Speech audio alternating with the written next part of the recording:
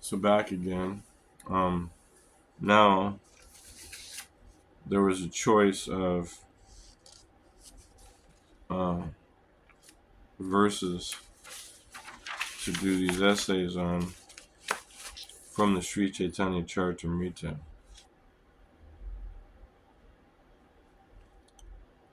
And I chose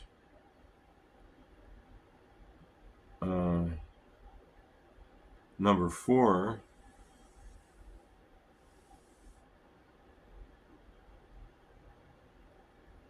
the first one, which is Srila Kaviraj Goswami mentions in Adi Leela 723 Patra Vichara Nahi. Chaitanya Mahaprabhu and his associates did not consider who was a fit candidate and who was not. Describe in some detail at least 3 incidents from Sri Chaitanya Charitamrita where Chaitanya Mahaprabhu bestows the love of Godhead upon candidates without considering their qualifications.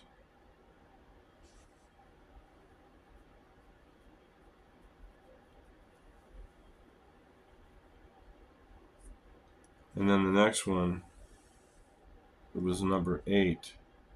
In the Madhya chapter 7, text 128, Sri Chaitanya Mahaprabhu proclaims, Amara Agyaya Guru Hana Tara E Desh. Become a guru and spread Krishna consciousness all over the world. Describe with reference to appropriate verses and narrations from the Sri Chaitanya Charitamrita Madhya Lila. Sri Chaitanya Mahaprabhu empowering at least 3 preachers to spread his mission. So we're starting with number 4 here. And I don't remember exactly how I wrote it, but anyway.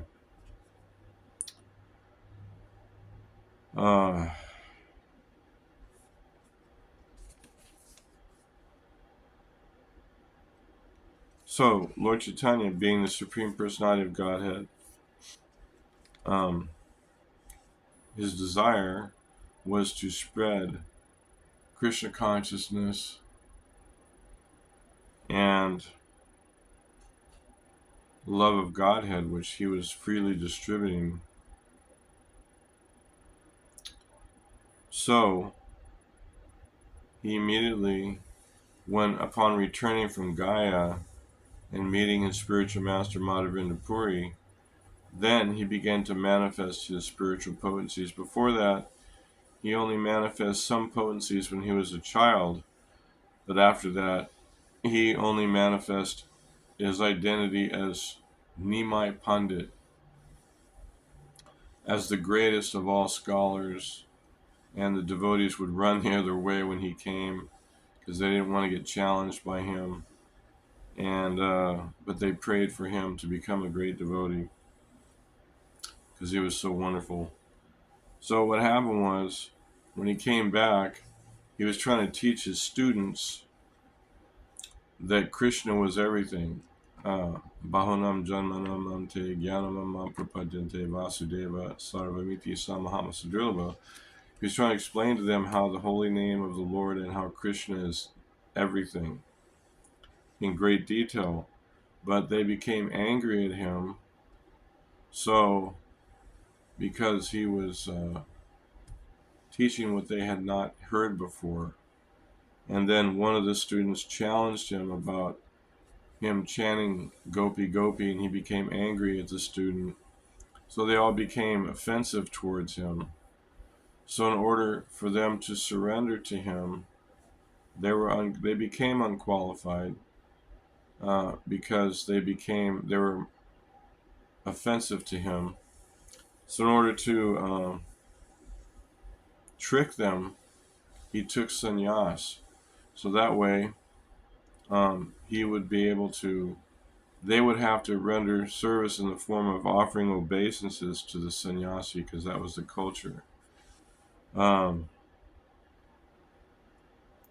so that was one class of person that the Lord empowered, and also the other scholar before that, Keshava Kashmiri, he became an empowered preacher of Krishna consciousness, because the Lord defeated him, and his worshipable mother, goddess Saraswati, also told him that he was Narayan and that he should surrender to him. So he surrendered and became a sannyasi and gave up his mundane life and started preaching. Next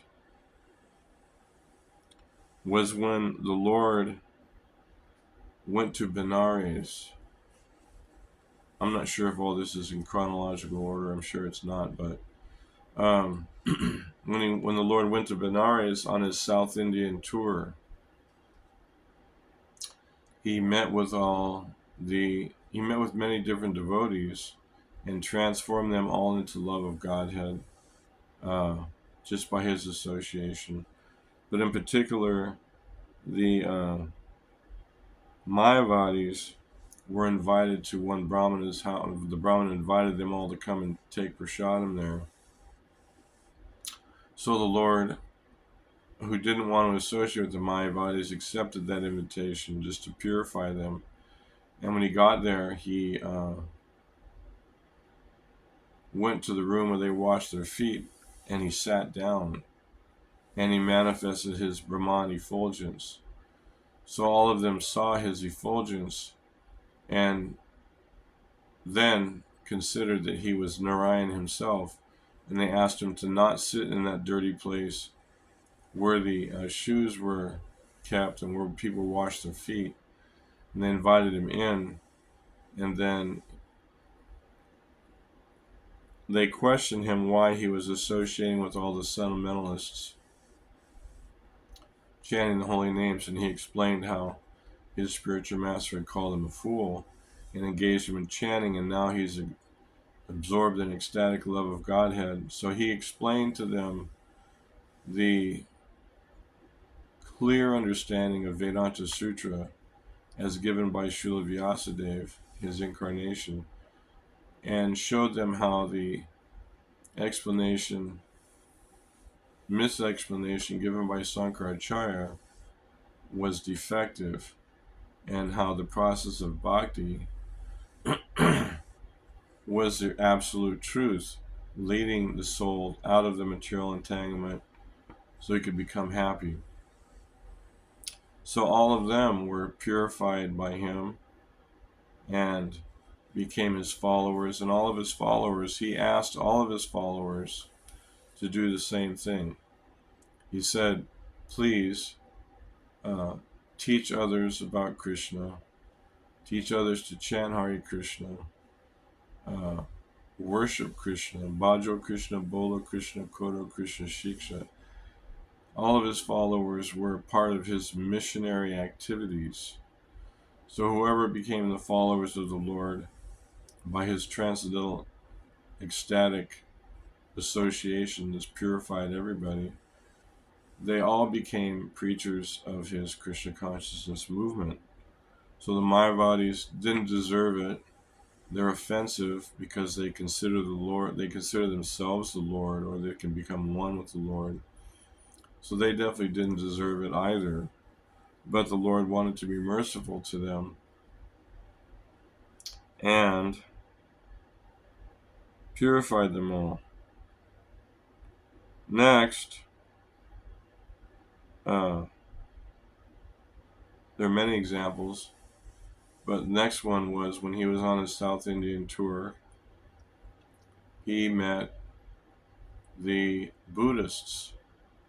And because of Chaitanya Mahaprabhu's preaching, the Buddhists, who shouldn't even be looked at according to the scriptures because of their atheistic, voidistic mentality, the leader of the Buddhists became upset because he could no longer establish his concocted truths in front of Chaitanya Mahaprabhu, and everybody accepted Lord Chaitanya's preaching at the form of devotional service as the absolute truth. So he became angry and decided to try and kill Chaitanya Mahaprabhu. And they came up with a plan, a big plan. So they cooked up a bunch of food with poison in it and decided to call it Mahaprasadam and bring it to give it to Lord Chaitanya. And just then, some big eagle picked the plate up and spilt all the poisoned food all over the Buddhist, then dropped the plate on the head of the leader of the Buddhists and knocked him out completely. So then the other followers went to Lord Chaitanya and begged him, please help us bring our guru back to life. And so Chaitanya Mahaprabhu told them, you chant loudly the holy names in the ear of your guru and he'll be okay. So then he empowered them to be the gurus of their guru. They chanted the holy names, the guru woke up, and he also became a devotee. So then there's so many different instances of him converting people. Then as he was traveling, he went to the house of the Kurma Brahmana, who was a Vaishnava, who was a Brahmin, and that person did not want to leave the association of Chaitanya Mahaprabhu.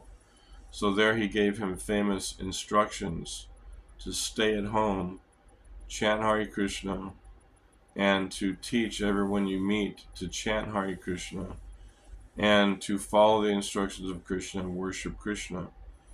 Then there was a leper named Vasudeva who had heard that Krishna had come in the form of this sannyasi, Chaitanya Mahaprabhu, so he went to the house of Kurma just after Lord Chaitanya had left, and when he found out that he was gone, he fainted.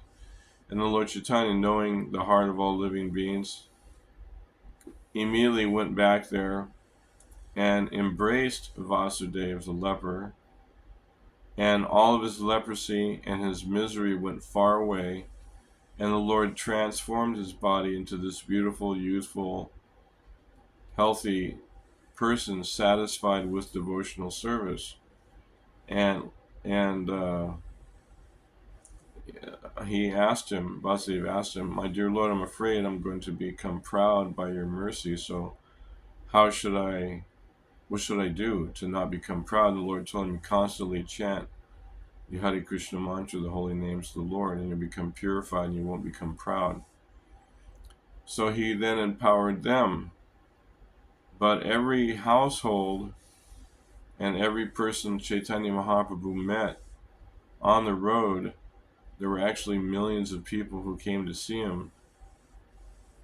But hundreds of people on the road, he would just look at them, and through his transcendental purifying glance would bless them with eternal ecstatic loving devotion to Krishna, and they would fall on the ground and start crying and rolling and singing and dancing, and then they would go back to their village, and whoever they would even look at, that same Lord Chaitanya gave them the same ecstatic potency, to where when they just looked at people, or he would sometimes, Lord Chaitanya would embrace people and infuse them with ecstasy of the pure devotional service. So they would either look at their fellow village folk or embrace them, and they would all become empowered preachers of Krishna consciousness. So there were so many instances of his traveling and preaching on the South Indian tour. And then there's when he was traveling with Balabhadra Bhattacharya, and I forget who the other person was. They were traveling and they went through the Jharikanda forest. There, the Lord purified the animals, so they became ecstatic dancers and chanters. And then the Lord was traveling in different places, and the different Muslim governors had heard about this saint who was attracting hundreds of thousands and millions of people. So they would send their secretaries to go and see, to come back and report what was going on. So the secretaries would come back to their governors and they would begin chanting. They couldn't stop chanting, and the governors would be like in shock, like, wow, this is my man, he's a fixed Muslim, and now he can't stop chanting and he's overwhelmed. So then those governors, some of them would disguise themselves in devotee, in Brahmana dresses or Vaishnava dress, go and see the Lord from a distance even. And just from seeing the Lord, they become overwhelmed with ecstatic love and would become empowered and surrender to Lord Chaitanya and render service. And there was the Patana soldiers who came upon Chaitanya Mahaprabhu when he was unconscious in ecstasy, and they were going to arrest the associates of Chaitanya Mahaprabhu there. And then Lord Chaitanya woke up, and those became famous as the Patana Vaishnavas. So Chaitanya Mahaprabhu converted so many people into pure devotional service by his association. Sarvabhauma was also another Mayavadi teacher who was converted by the association of Lord Chaitanya into the ecstatic, loving, devotional service. So there were so many. There wasn't three, there was millions of people that he converted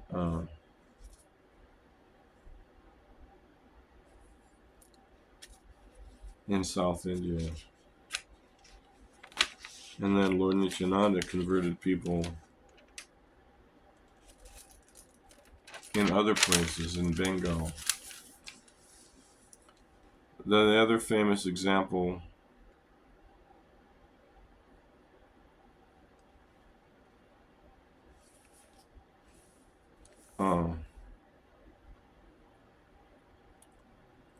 was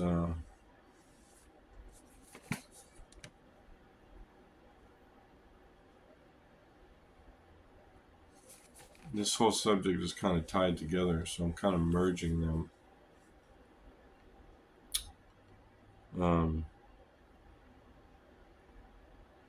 That verse, Amar Agyai Guru Hantari Desh, was spoken to the Brahmana Kurma. So, we already mentioned that. And the other unqualified people were converted were Jagai and Madai. We can't leave them out of the description because Lord Nityananda Prabhu and Haridas were going door to door, following the Lord's instruction to teach everybody to worship Krishna, chant Hare Krishna, and follow Krishna's instructions. So as they were traveling through Navadvip, going door to door, they noticed these two drunk people fighting in the middle of the street. And there was quite a few people gathered around at a distance watching them. So they went and asked, who are these two people that are so acting in such a bad way, fighting with each other? And they were told by the people, stay away from them. You don't know who these are? This is Jagai and Madai. They're the biggest rascal demons in town who are raping and murdering and stealing and this and that. So then Lord Nityananda got very inspired as the original Guru, Guru Hantar Edesh. He was given that service by Chaitanya Mahaprabhu to preach and make devotees. So then he thought, well, these two rascals are really bad people. If they can be saved, then Lord Chaitanya will truly be known as Patita Pavana. He'll be understood and highly glorified if he saves these two people. So then he went over to them, much to the disagreement of Haridas Thakur. They were dangerous, but Lord Nityananda starts to call them, brothers, brothers, brothers, please, get up, wake up. Why are you doing this to yourselves? Please worship the son of Nanda Maharaj. Chant the holy names of the Lord. And they woke up out of their drunken stupor and noticed that Lord Nityananda was there. And they got so angry that they decided that they were going to kill Lord Nityananda and Haridas. So they got up and started chasing them. And Haridas and Nityananda were laughing and joking the whole way as they outran the two fat drunks who couldn't even keep up. And so then later on, I'm not sure how many days it was, but shortly after, Jaga and Madai set up their camp somewhere near Lord Chaitanya, and they were able to hear the chanting, the beautiful chanting of the holy names, and they became attracted, and they came out, and there again Lord Nityananda was there, Nityananda. So when he saw them, he again approached them. "O brothers, take up the process of chanting the holy names and give up your sinful lives." And so then they got angry, and they said, "We'll teach you who you talk to us." And they hit Lord Nityananda on the head. So then this ecstatic substance, because the Lord doesn't have veins, he doesn't have a material body. So the substance that looked like blood started to flow from the head of Lord Nityananda, and one of the devotees went back and got Lord Chaitanya, and he came back with his Sudarshan Chakra ready to kill both of them. And Lord Nityananda said, "No, don't kill. In this age, you haven't come to kill. You've come to save." So, and he said, and one, I forget if it was Madai, I can't remember, I was getting mixed up. Madai stopped Jagai from hitting me a second time, so he saved me. So Lord Chaitanya became favorable to him, and he said, "Offer your obeisances to Nitai and beg forgiveness." And the other one said, "Well, we've done sins together." He says, "Yes, but you've hit my Nitai, so therefore you're unqualified unless you beg forgiveness." So he begged forgiveness from Nityananda Prabhu, and then both of them were accepted as servants of Lord Nityananda and Chaitanya Mahaprabhu. They gave up their sinful life and were purified by the association of Lord Nityananda's desire to save them and Chaitanya Mahaprabhu. And they accepted all their sinful karma. Lord Chaitanya did. They had a big kirtan festival afterward, and Chaitanya Mahaprabhu, he accepted them and gave them new names. And when he accepted them, his body became black with the sins of Jagai and Madai. So he asked Advaita Prabhu, "How do I look?" And Advaita Prabhu said, "You look like Krishna now, because you're black with all these sins." And then, so anyway, they accepted these unqualified people all over who didn't deserve to be devotees. And this was common for the Lord's pastimes, especially when he traveled to South India and converted millions of people to devotees who to this day are still chanting Hare Krishna. I've heard some years ago the story that when the devotees were doing Parikrama, Pada Yatra, they went the route the Lord Chaitanya took, and in one village, the village leaders got up and woke up the entire village with Harinam Sankirtan, and everybody would get out of their house and join the Harinam party early in the morning, and that's how the village got up to this wonderful chanting. So Lord Chaitanya's effect 500 plus years ago, the effect of his preaching and his infusing those with ecstatic love was still there. So then Srila Prabhupada, being the representative of Lord Nityananda and Lord Chaitanya, came here to the West, and he said we were all Jagais and Madais. And by his transcendental association, because he is an empowered preacher of the Lord, he also converted thousands and millions of people now in this Krishna conscious movement to become on the path to pure devotional service. So,